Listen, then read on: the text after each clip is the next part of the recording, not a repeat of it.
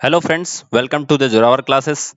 आज की हम अपने इस विटामिन की वीडियो में पार्ट 4 में डिस्कस करने वाले हैं विटामिन के एंड विटामिन पी के बारे में। इसके पहले हमने A B C D E को डिस्कस कर लिया है पिछले 3 पार्ट में, बहुत डिटेल में डिस्कस किया है। एक भी क्वेश्चन आपका वहां से बाहर नहीं जाएगा, तो आप लोग जाइए और उसे जरूर से जरूर देखिएगा। और पहले अगर आप लोग वहां पे देख लोगे तो आपको ये सेशन बहुत ज्यादा समझ में आएगा। तो अगर आप लोग पहली बार जुड़े हो चैनल से तो चैनल को सब्सक्राइब कर लीजिए, press the bell icon. And साथ ही साथ अगर आप लोग अभी तक अपने नाम को और पोस्ट को सेंड नहीं किए हो तो अपने नाम और पोस्ट को अपने व्हाट्सएप नंबर से इस व्हाट्सएप नंबर पे नाम और जिस पोस्ट के लिए आप प्रिपरेशन कर रहे हो उसको लिख करके आप भेज दो, जिससे आपको एक व्हाट्सएप के ब्रॉडकास्ट ग्रुप से जोड़ दिया जाएगा और टाइम टू टाइम नोटिफिकेशन मिलती रहेगी। और हमारे कोर्स में इनरोल करने के लिए जो करंट अफेयर की क्लासेस होती है उसके पीडीएफ को पाने के लिए आप सबसे पहले द जोरावर क्लासेस ऐप को डाउनलोड कर लीजिए और उस ऐप में जा करके डेमो क्लासेस देखिए, अपने कोर्स को पहचानिए, समझिए और फिर उसके बाद उसमें इनरोल खुद को करिए, जिससे आपको बहुत ज्यादा बेनिफिट होगा, बहुत ज्यादा फायदे की चीजें मिलेंगी। आज का वीडियो स्टार्ट करते हैं। इसके पहले हमने ए देख लिया है, बी देख लिया, सी देख लिया, डी देख लिया, ई देख लिया। आज हम डिस्कस करेंगे के बारे में और पी के बारे में। ठीक है, हमने आपको एक ट्रिक भी बताई थी इनके केमिकल नेम को याद रखने के लिए। रथ एक टॉफी है, तो टॉफी, अब देखो यहां तक हमने पढ़ा था विटामिन ए का जो केमिकल नेम है रेटिनॉल, बी का थायमिन, सी का एस्कॉर्बिक एसिड, डी का कैल्सीफेरॉल, ई का टोकोफेरॉल। उसके बाद आज हम पढ़ेंगे के बारे में। तो के का जो विटामिन के है इसका जो केमिकल नेम है, देखो विटामिन के का जो केमिकल नेम है उसे हम बोलते हैं फिलोक्वाइनिन। क्या बोलते हैं? फाइलोक्वाइनिन, फाइलोक्वाइनोन, क्वाइनिन भी बोलते हैं। ठीक है, अब इसके सोर्सेस जो हैं वो क्या हैं? तो जो सोर्सेस हैं दोस्तों, सोर्सेस होते हैं ये आपकी जो पत्ता गोभी होती है यानी ग्रीन कैबेज होती है, ग्रीन कैबेज जो होती है ये इसकी सोर्स है। उसके बाद अगर हम बात करें सोर्सेस के बारे में तो कॉफी, यानी जो कॉफी होता है जिसको हम लोग कॉफी जो पीते हैं, और साथ में मटन, ये इसके सोर्सेस हो गए दोस्तों। तो विटामिन के जो है ये याद रखिएगा, ये ब्लड क्लॉटिंग में हेल्प करता है। किसमें हेल्प करता है? ब्लड क्लॉटिंग में हेल्प करता है। यानी अगर कहीं कट जाए तो उस कटने के बाद जो रक्त का थक्का बनता है, देखो बहुत ज्यादा जब वो कट जाता है तो कुछ इस तरह से उस पे ऐसे जो आप देख रहे हो ये जो संरचना इस तरह से ब्लॉकेज बनता है उस जिस जगह पे कटा होता है। और ये तभी बनता है जब आपके बॉडी के अंदर विटामिन के हो, तभी ये आपके अंदर ये बॉडी के अंदर बनता है, नहीं तो ये ब्लड क्लॉटिंग नहीं होती है। और जो ब्लड होता है ये कंटिन्यूअस फ्लो होता रहता है, मतलब बाहर निकला रहता है। तो याद रखिएगा इसकी कमी से जो बीमारी होती है वो यही बीमारी होती है कि ब्लड क्लॉटिंग नहीं होती है। कमी से बीमारी क्या होगी? ब्लड क्लॉटिंग जो होती है, ब्लड क्लॉटिंग नहीं होती है, नहीं होती है।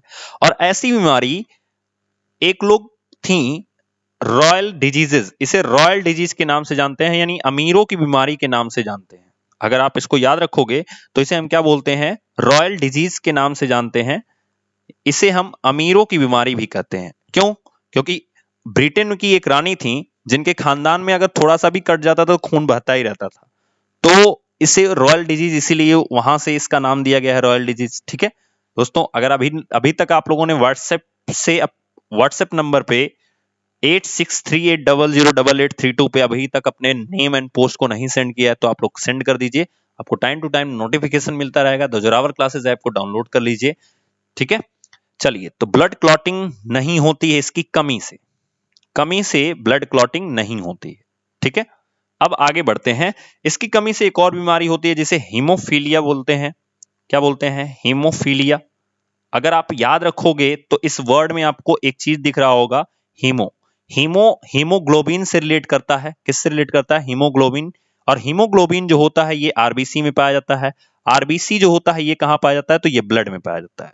इसका मतलब फिर आपको समझ में आ गया होगा कि हीमोफीलिया जो भी है ये भी हमारे ब्लड से रिलेटेड बीमारी है। अब हीमोफीलिया क्या है? तो इसमें रक्त का थक्का नहीं जमता है। रक्त का जो थक्का होता है, ब्लड की जो क्लॉटिंग होती है वो नहीं जमता है हीमोफीलिया नामक बीमारी में। ठीक है, यानी ब्लड क्लॉटिंग जो है उसी को हीमोफीलिया के नाम से जानते हैं। और ये जेनेटिक बीमारी होती है। ये कैसी होती है? जेनेटिक बीमारी। जब हम लोग डिजीजेस के बारे में डिस्कस करेंगे तो वहां पे हम पढ़ेंगे जेनेटिक बीमारी क्या होती है, संक्रमित बीमारी क्या होती है ना। इसे रॉयल डिजीज के नाम से जानते हैं, ये भी मैंने आपको बता दिया। क्लियर हो गया? तो इस तरह से विटामिन के बारे में इतनी ज्यादा आपको जानकारी बहुत है। आगे हम डिटेल में पढ़ने वाले हैं विटामिन पी के बारे में। तो विटामिन पी, जिसका नाम शायद बहुत सारे लोग पहली बार सुन रहे होंगे। विटामिन पी का जो केमिकल नेम होता है वो होता है हेस्पाइराइडिन। क्या होता है? हेस्पाइराइडिन होता है, हेस्पाइराइडिन। ठीक है। इसमें जो सोर्सेज होते हैं दोस्तों, इसके जो सोर्स होते हैं वो कौन से होते हैं? तो ग्रीन वेजिटेबल्स जो होती हैं, ग्रीन जो वेजिटेबल होती हैं, ये इसके सोर्स होते हैं। सिट्रस फ्रूट, सिट्रस फ्रूट मैंने आपको बताया खट्टे फल होते हैं। सिट्रस फ्रूट्स जो होते हैं वो इसके सोर्स होते हैं। ठीक है। अब देखो इसका काम क्या होता है। तो ये क्या करता है? ब्लड के फ्लो को कंट्रोल करता है। ये जो हमारी कैपिलरीज होती हैं, जो कोशिकाएं होती हैं, उसमें ब्लड के फ्लो को कंट्रोल करता है। ब्लड के फ्लो को कंट्रोल करता है। ब्लड के फ्लो को कंट्रोल करता है। इसका मतलब इसका कहीं ना कहीं रिलेशन जो होगा ये ब्लड के प्रेशर से भी होगा। तो आप याद कैसे करोगे? Vitamin P, pressure, blood pressure. Clear हो गया? अब हम बात करते हैं कि जो विटामिन पी होती है इसकी कमी से क्या होता है। तो इंटरनल हैमरेज होता है। कभी कभी जो ब्लड का फ्लो होता है वो अगर कंट्रोल नहीं होता है तो नसों का फटना आप सुने होगे ना, तो इंटरनल हैमरेज नामक बीमारी होती है। इंटरनल हैमरेज नामक बीमारी होती है। जैसे आप लिख सकते हो कि नसों का जो फटना होता है, नसों का जो फटना होता है वो विटामिन पी की कमी से होता है। नसों का फटना, यानी ब्लड के कंट्रोल को, ब्लड के फ्लो को कंट्रोल अगर नहीं कर पाएंगे तो शरीर के अंदर नसों का जो फटना होता है उसे इंटरनल हैमरेज बोलते हैं। क्लियर हो गया? और ये जो ब्लड का कंट्रोल होता है वो कैपिलरीज यानी कोशिकाओं के अंदर जो ब्लड का कंट्रोल होता है उसमें ये कंट्रोल करता है। अगर हम ब्लड के बारे में बात करें तो ब्लड में दो पार्ट होती हैं। एक होती है वीन्स, ठीक है, एक होती है वीन्स और दूसरी होती है आर्टरी। आर्टरी आप नाम सुने होंगे। वीन के अंदर, यानी वीन को हिंदी में हम बोलते हैं शिरा और आर्टरी को हम बोलते हैं धमनी। याद रखिएगा, जैसे यहां पे आ गया नाम धमनी, आप सिर्फ धमनी को याद रखो। ठीक है। और याद रखिएगा प्योर। देखो आपको तीन चीज याद रखनी है। प्योर यानी शुद्ध, धमनी ध आ रहा है और धमनी को इंग्लिश में बोलते हैं ए। तो जो हिंदी में याद करना चाहते हैं हिंदी में भी मैं उनको याद कराऊंगा, इंग्लिश में जो याद करना चाहते हैं उनको इंग्लिश में याद कराऊंगा। ए जो है फर्स्ट लेटर है, यानी बहुत शुद्ध शब्द है, आप ऐसे दिमाग में अपने सेट कर सकते हो। ए फर्स्ट लेटर ऑफ अल्फाबेट है, इंग्लिश अल्फाबेट का पहला लेटर है ए, यानी शुद्ध होगा। इसका मतलब शुद्ध, यानी ए से जिसका स्टार्टिंग हो उसमें कौन सा रक्त फ्लो होगा? शुद्ध। शुद्ध को इंग्लिश में क्या बोलते हैं? प्योर बोलते हैं। यानी ए जो है उसमें प्योर ब्लड फ्लो होगा। अब आप जो हिंदी में याद करना चाहते हैं वो कैसे याद करें? तो ध से क्या हो गया? ध मतलब शुद्ध, ध मतलब शुद्ध, ध इसका लास्ट और इसका फर्स्ट, धमनी का फर्स्ट में ध, शुद्ध के लास्ट में ध। इससे आप याद रख सकते हो शुद्ध रक्त जो फ्लो होगा वो किसमें होगा? धमनियों में होगा। यानी प्योर ब्लड जो होगा वो फ्लो किसमें होगा? धमनियों में होगा। और जो इम्प्योर ब्लड होगा वो किसमें फ्लो होता है? वो सिराओं में फ्लो होता है। बट एक आपके सामने एक्सेप्शन है, जो फुफ्फुस धमनी होती है जिसे पल्मोनरी आर्टरी बोलते हैं और पल्मोनरी वीन बोलते हैं। तो पल्मोनरी वीन जो लंग से सीधे सीधे आपके लेफ्ट वेंट्रिकल या लेफ्ट वेंट्रिकल में आती है, वो जो होती है उसमें शुद्ध रक्त बहता है। याद रखिएगा, जब इनके नाम के पहले पल्मोनरी लग जाएगा तो इनका काम बदल जाता है, ऐसे याद रखना है। वीन के नाम के पहले अगर पल्मोनरी लग गया तो इनका काम बदल जाएगा। यानी वीन जो है वो जब अकेली थी तो इम्प्योर को फ्लो करती थी, अगर इसके पहले पल्मोनरी लग गया तो वो प्योर को फ्लो करेगी। अगर आर्टरी के पहले पल्मोनरी लग गया तो वो किसको फ्लो करने लगेगी? इम्प्योर को फ्लो करने लगेगी। यानी काम जो होगा वो उल्टा हो जाएगा। तो अब आप याद कैसे करोगे? तो वीन लिखो, फिर देखो मैं आपको याद करने का एक तरीका बताता हूं। आप लिख लो वीन, ठीक है, या हिंदी में अगर आप लिखना चाहते हो तो आप लिख सकते हो शिरा। उसके बाद आप लिख सकते हो यहां पे आर्टरी, आर्टरी यानी जिसे बोलते हैं धमनी, ठीक है।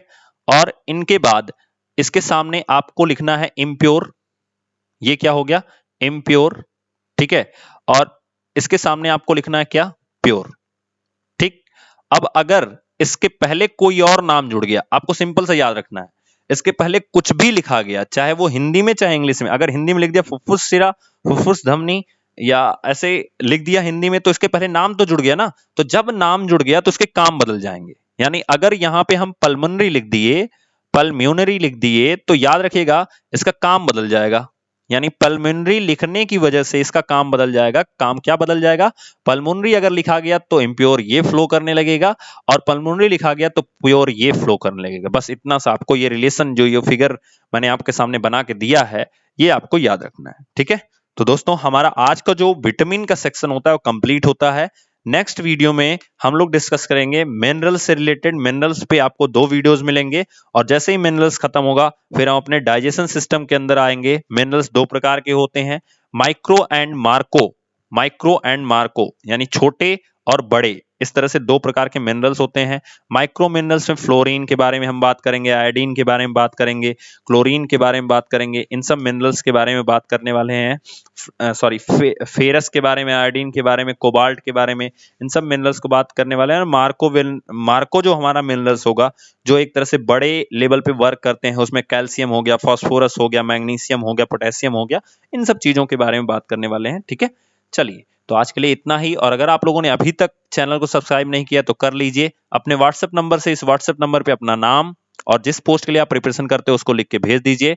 चैनल के जो ऐप है उसको डाउनलोड कर लीजिए, डिस्क्रिप्शन बॉक्स में आपको लिंक मिलेगी। अदरवाइज आप गूगल प्ले स्टोर पे जाके डाउनलोड कर सकते हैं, और अपने आप को तब जो हमारा बेस्ट कोर्स है डिजाइन किया गया है फॉर ओनली फॉर केबीएस, उसको आपको अपने आप को वहां पे इनरोल करा सकते हो। तब तक के लिए थैंक यू दोस्तों, मिलेंगे नेक्स्ट वीडियो में, जिसमें हम पढ़ रहे होंगे किसके बारे में? हम पढ़ रहे होंगे मिनरल्स के बारे में। ठीक है, तब तक के लिए थैंक यू सो मच।